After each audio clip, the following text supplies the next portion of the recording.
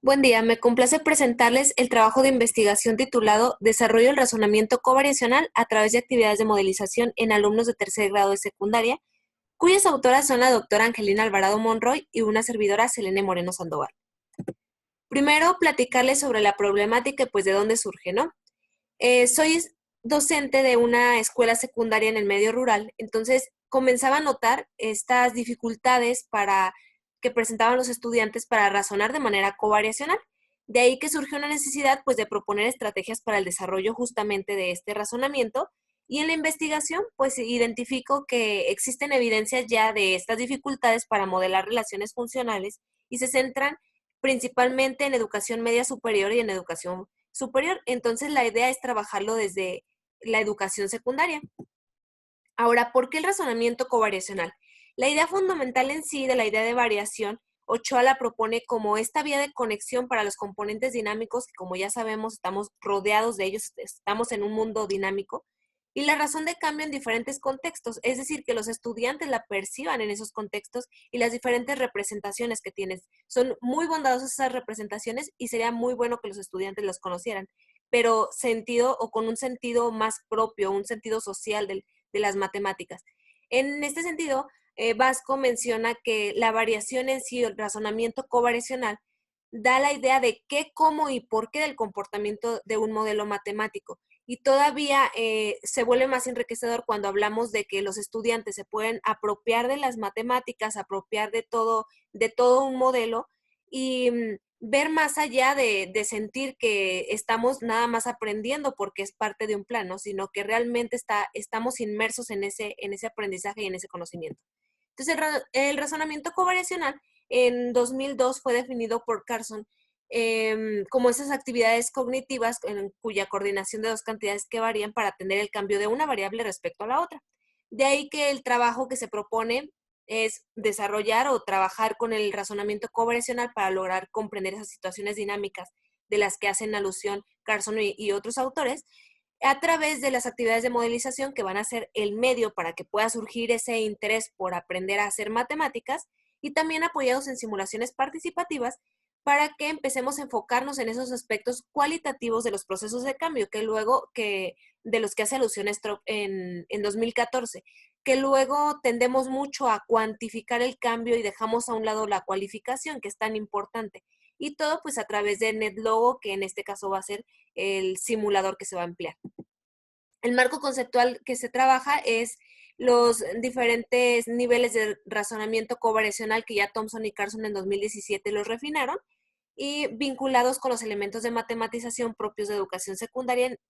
En especial, pues se pretende trabajar con un tope de la variación coordinada continua a tramos o en piezas para, para este tercer grado de secundaria.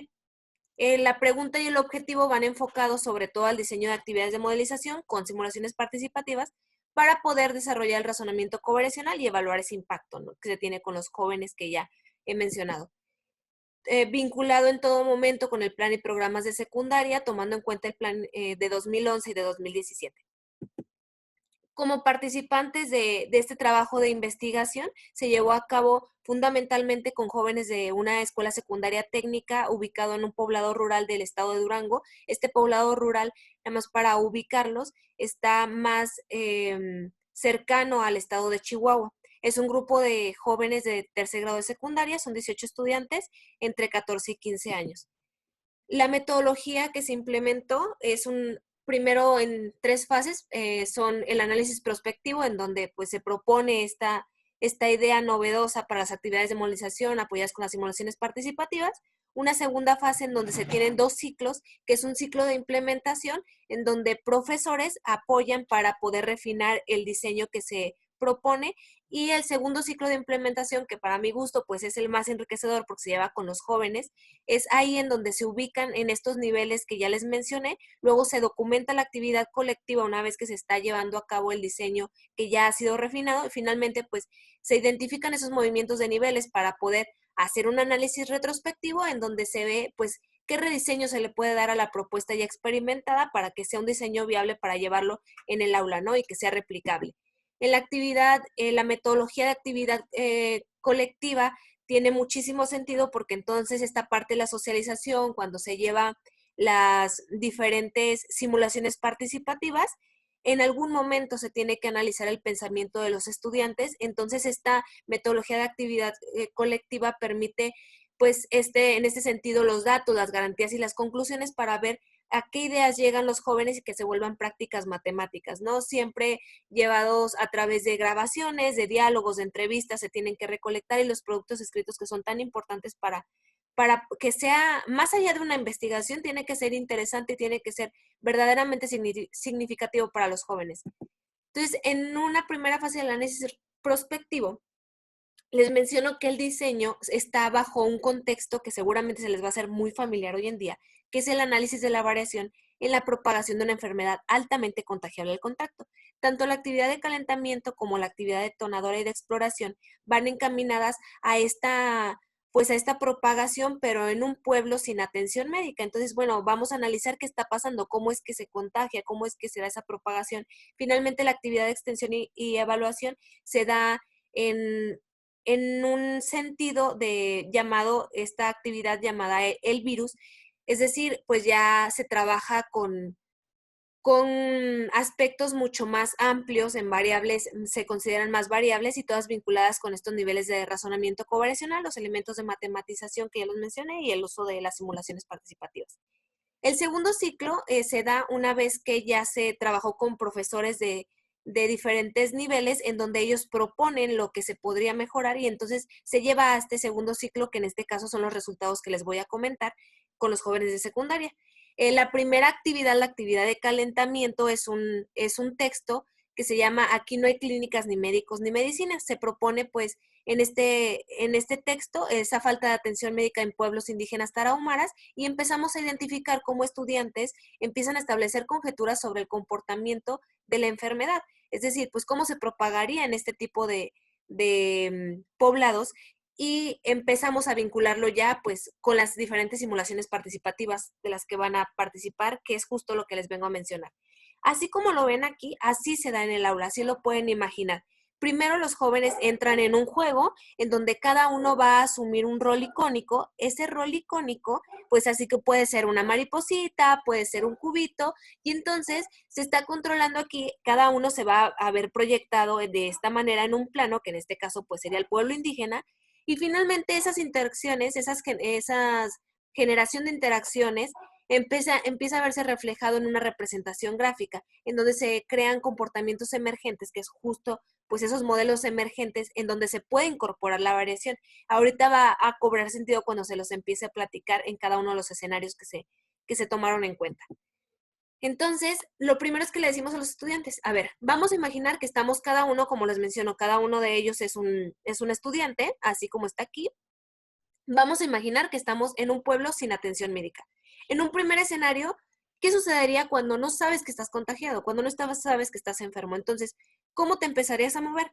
Y se les pide primero que hagan, esto es para todos los escenarios, se les pide que primero hagan una predicción, entonces empiezan a hacer esa predicción y aquí está la predicción de ellos.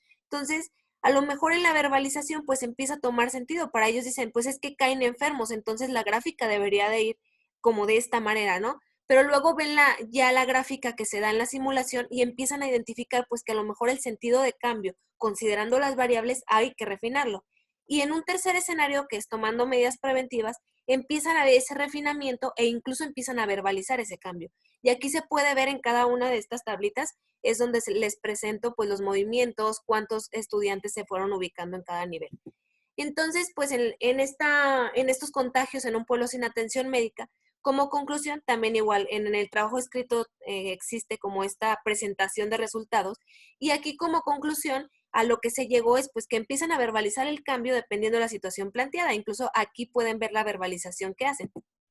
Luego, para cuando llegan los médicos a la comunidad, en un cuarto escenario, empezamos y digo, ok, ahora llegó un médico al pueblo y ellos empiezan a identificar pues que ahora sí pueden tener, cuando disminuyen los infectados, ahora sí pueden disminuir, en el anterior no pueden disminuir, cuando no hay infectados y cuando aumentan los infectados. Y entonces empieza ya a tomar sentido, incluso los muchachos ya empiezan a verbalizarlo, pero esa verbalización ya se ve reflejada en su gráfica con respecto a las variables involucradas.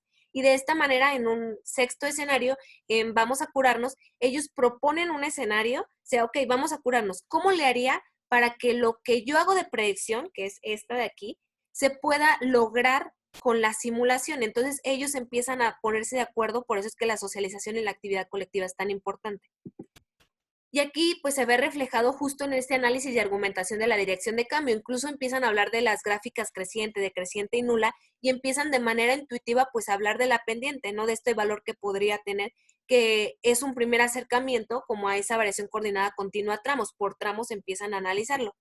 Ahora, llegan los médicos a la comunidad y en esta verbalización de la variación empiezan ya a cuantificar la variación. Se les propone un escenario y entonces ellos empiezan a cuantificar, a obtener la pendiente de manera intuitiva. Y aunque ahorita les estoy platicando como de manera lineal lo que sucede, la realidad es que existen en el día a día, en la implementación, el progreso no es lineal. Cada estudiante tiene un avance, tiene retrocesos por momentos, hay estancamientos, pero finalmente pues empieza a reflejar estos niveles de los que les menciono, ¿no? La comunicación de resultados es bien interesante porque entonces se les propone pues elaborar las cartas al gobierno de Durango y Chihuahua para que vean pues la necesidad que existe de que se lleve atención médica o que exista atención médica en los pueblos indígenas tarahumaras, y ellos empiezan a echar mano de esto que vieron las simulaciones para poder argumentar la necesidad a la que hago alusión. Luego, en la simulación participativa del virus, aquí ya hay una propagación de un virus altamente contagiable al contacto y entonces surgen este tipo de predicciones, ¿no? Si se les dice, a ver, después de un año, ¿cómo sería la predicción? ¿Cómo crees que se comportaría? Y entonces hay diferentes predicciones, pero te das cuenta que cuando lo verbalizan, pues tiene el sentido de por qué lo están planteando así. Luego se lleva a la formalización del conocimiento. ¿Qué es esto? Se les propone como el análisis de un tramo en específico, que es a lo que queríamos llegar. Bueno, la generalización de la pendiente se da solamente en algunos estudiantes, es decir, varios logran cuantificar el cambio por el tramo, pero la formalización como tal, que es esta consolidación de la variación coordinada continua a tramos, se da en 9 estudiantes, mientras que hay quienes logran cuantificar el tramo, la razón de cambio, pero todavía no, para ellos no tiene mucho sentido el hecho de llamarlo pendiente o de hablar de una generalización como tal, ¿no? Aunque lo logran hacer de manera intuitiva. Y en un primer acercamiento hay quienes dicen, bueno, pues es que se nota que en la gráfica ellos tienen el sentido del cambio. Sin embargo, todavía la cuantificación cuesta trabajo y es propio de un proceso que se tiene que dar, ¿verdad? Y aquí está el registro de movilización de los niveles, que aquí lo pueden observar cómo estaban inicialmente, cómo concluyeron.